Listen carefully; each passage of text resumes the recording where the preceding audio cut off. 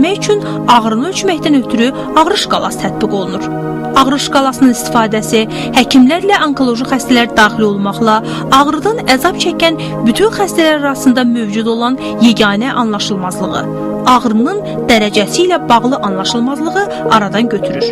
Ağrı şkalası ağrının obyektiv qiymətləndirilməsinə və müvafiq tədbirlər görülməsinə, yəni ağrı kəsicilərin xəstənin real ehtiyacına əsasən təyin edilməsinə yardım edir. Bu şkala Azərbaycan dilinə uyğunlaşdırılıb və haqqında söhbət gedən sahədə sınaqdan keçirilib tətbiq oluna bilər.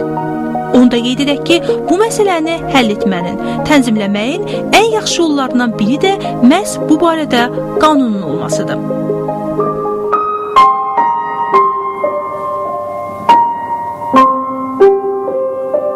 Sözsüz ki, pasientin hüquqları haqqında qanunun 7-ci maddəsində həmin o ağrı kəsicilərin verilməsi ilə əlaqədar olan xüsusi müddəalar var və o da əlbəttə ki, yalnız və yalnız qanunla tənzimlənir. O qanun isə həmin artıq bugünkü günə qədər müəyyənləşmiş və toplanılmış məlumatlar əsasında formalaşmışdır. Bilirsiniz, hər bir xəstəyə fərdi münasibət var. Konkret o deməkdir ki, qanunda bu müddəa yazılıbsa, elə o müddəa hər kəsə şamil oluna bilər. Sözsüz ki, xəstə var ki, 2 dəfə veriləcək, xəstə var 3 verilir. Bu, həmin ona baxan həkimin artıq göstərişi əsasında və ağırlıq dərəcəsi əsasında müəyyən olunan məqamlar olacaq. Və mən bunu bir daha qeyd etmək istərdim ki, bəzən pasientin hüquqları haqqında qanuna o cür baxmaq lazım deyil ki, bütün pasientlərə eyni ilə, müddəalar eyni ilə şamil olunacaq. Bir daha təkrar edirəm, hər bir kəs təkrar olmaz bir fərddir və o fərdin xəstəliyi, onun gedişatı, onun yekun nəticələri və s. bunlar artıq böyük məsuliyyət həkimlərin üzərinə düşür. Və biz müddəalarda da ümumləşdirilmiş elə müddəalar yazılıb ki, bu müddəalar artıq həkimlər tərəfindən və yaxud həkim kollegiyaları tərəfindən, konsiliumlar tərəfindən dəqiq müəyyənləşdirəcək və həmin xəstənin artıq sizin dediyiniz kimi o ağrıları, o çətinliklərlə, belə deyək, hətta müəyyən bürokratik əngəllərlə rastlaşmaması üçün bütün şərait yaradılacaq. Paliativ yardımın əsas komponentlərindən biri də xəstəyə onun diaqnozunun deyilib-deyilməməsidir. 4-cü zadaca ximiyəcən. Yaxşı idi, belə rahat gelirdi, rahat gəlirdi. Elə insan ümidlə yaşayır ki, sağalacaq. Biz də ürək verirdik ona ki, sağalacaqsan. Sonra gördüm, nətər deyim sizə, ağrı gəlir. Çünki bunları müalicə edirlər yuxarıda, 5-ci etajda. Amma o xəstə ilə gələnlər gözləyir 1-ci etajda. Arayış verib ona həkim. Arayışda yazıb ki, xərçəng. Elə o xərçəng sözünü oxuyandan gündən başladı dala gelməyə ki, mələ bilirdim mən xərçəngəm, belədir, elədir. Ondan sonra vəziyyəti ağırlaşdı. Belə oldu. Bəli, xəstənin diaqnozunun ona deyilməsi bəzən onun halının daha da pisləşməsinə səbəb olur. Bir çox dünya ölkələri isə əksinə, vətəndaşa xəstəliyi haqqında məlumat verilməməsini, onun hüquqlarının pozulması kimi qiymətləndirir. Bizdə isə bu məsələnin qanuna necə salınacağı haqda hələ yekdil rəy yoxdur. Lakin ümumiyyətlə paliativ yardımın özünün qanuna salınması çox vacib olan bu xidmətin göstərilməsinə xeyli təhkəm verə bilər. Bir qanun layihəsini biz indi artıq parlamentə hazırlayırıq. Bu da sosial xidmətlər haqqında qanundur. Sosial xidmət haqqında qanun da zamanın diktəsidir. Yəni biz artıq o yerə gəlib çatmışıq ki, artıq sosial xidmətlər haqqında qanun olmalıdır.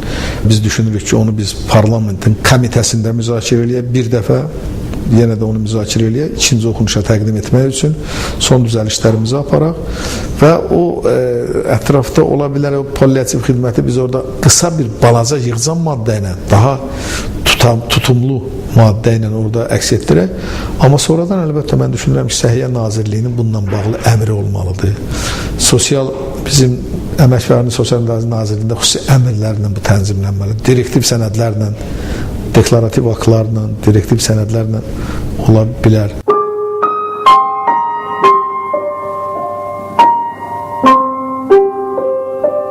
Yazılan qanunun əsas amalı nədən ibarətdir? Qəbul ediləcək bu sənədin əsas amacı ondan ibarətdir ki, o insanın yaşadığı istirabları yüngülləşdirmək. Onun üçün əlavə bir problemlər yaratmamaq, hansısa bir apteklə, hansısa həkimlə, hansısa bir qurumla, səhiyyə müəssisəsi ilə hansısa bir çətinliyi yaşamamaq, əksinə onun vəziyyətini biraz da yüngülləşdirmək. Bu ola bilər ki, xəstəxanada olan bir xəstə olsun, yəni evə getmək istəməyən, ancaq xəstəxanada öz müalicəsini davam etdirə bilən bir xəstə olsun, istərsə ev şəraitində. Artıq qanunun qəbulundan sonra bu yardımı göstərməkdən ötürü icraya keçmək lazım gələcək.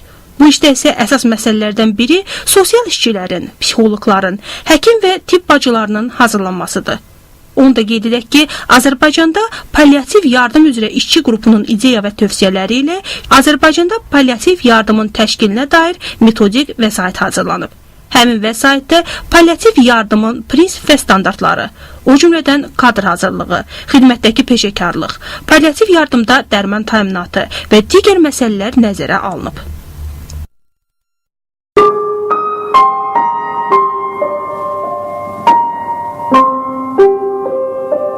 Palliativ yardım insanların həyatını nə qısaldır, nə çoxaldır.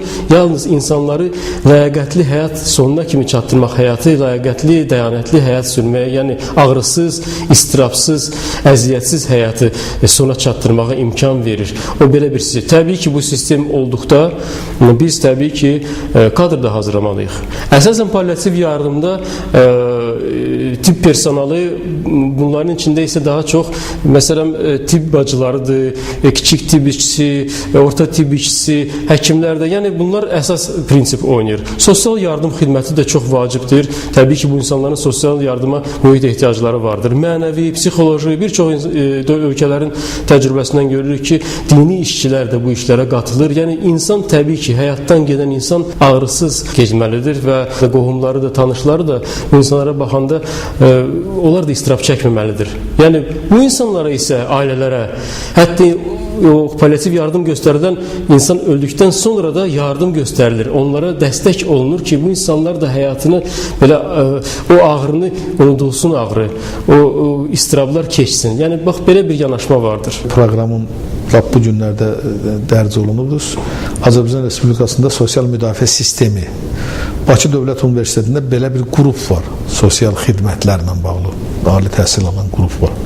Düşünürəm ki, gələcəkdə bizim bu günləri pedaqoji texnikumlar var. Pedaqoji texnikumlarda tibb texnikumları var, tibb kollecləri var. Bunlara bu günlərə ehtiyac yoxdur. Kiçik tibb işçisinə bu qədər ehtiyac yoxdur. Bunlarda həmin sosial xidmət işçilərini yetişdirmək olar. Bu bizim böyük bir rezervimizdir. Ən başlıcası isə, ən böyük rezerv isə bizdə qeyri-hökumət təşkilatları institutudur. Xeyriyyəçilər institutudur. Bugün bizdə indi 65 yaşından yuxarı insanların böyük bir qismi müəllimlər, həkimlər gedirlər rahatlanmağa, istirahətə. Amma təsəvvür edin ki, onların xidmətindən istifadə eləmək olar. Və bunlar qeyri-hökumət təşkilatlarında birləşə bilər və qeyri-hökumət təşkilatları bu məsələlərdə fəal iştirak edə bilər. Əfsuslar olsun ki, bu palliativ müalicə haqqında biz biraz gec başlamışıq. Mən bunu bir 10 il bundan qabaq öz ailə təbabəti kursuna biletlərinə salmışam. İmtahanda tələbə bileti çəkəndə orada bir sualda palliativ xidmətə aid sualdır. Mən istəyirəm öz proqramımda bu məsələyə diqqəti artırım. Hələ siz gəlməmişdən qabaq mən bunun üzərində işləyirdim ki, tələbələri bu işlə yaxından tanış edim. Palliativ yardımın həyata keçirilməsi ölkədə bu yardıma ehtiyacı olan 45 min insanın ləyaqətlə yaşama, ləyaqətlə dünyasını dəyişmək hüququnu təmin etmək deməkdir. Və bir daha təkrar edək ki, insanın ən vacib haqları sırasına daxildir.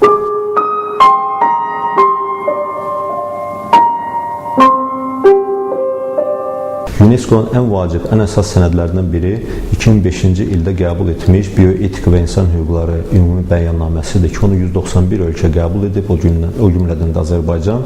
Və bu bəyannamədə 15 bioetik prinsip deməli, bəşəriyyətə təqdim olunur və çağırılır ki, o prinsiplərə dövlətlər, ölkələr hörmətlə yanaşsınlar. Və o prinsiplərin arasında birinci insan ləyaqətinə hörmətdir.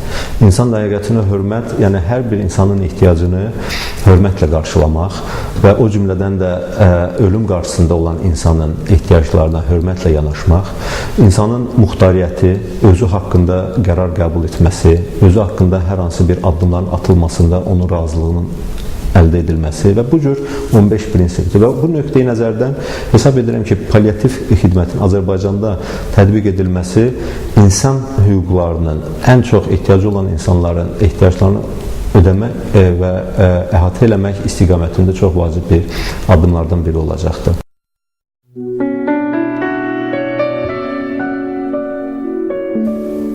Həyatımızın hansı anında, hansı gerçəklərin bizi gözlədiyi məlum deyil. Məlum olan bir şey var. Biz bir olanda, çox olanda, əllərimizi yardım üçün uzadanda böyük oluruq, böyük insan oluruq. Gərəkli anlarda əllərimizi yardım üçün uzatmağı unutmayaq.